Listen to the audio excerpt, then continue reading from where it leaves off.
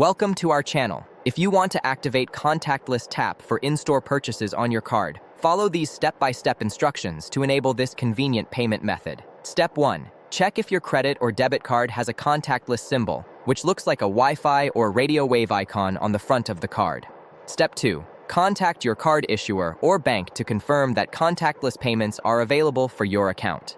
This can usually be done through their customer service number or mobile app. Step 3. If your card does not have contactless capability, request a replacement card with contactless technology from your bank. Step 4. Once you have a contactless-enabled card, ensure it is activated by making a chip or swipe transaction first, or by following your bank's activation process. Step 5. Download your bank's mobile app if you haven't already, as some banks require you to enable contactless payments through their app settings. Step 6. Open the mobile banking app and navigate to the card settings or payment settings section. Step 7. Look for an option to enable or activate contactless payments, NFC, or tap to pay. Step 8. Toggle the setting to on if required.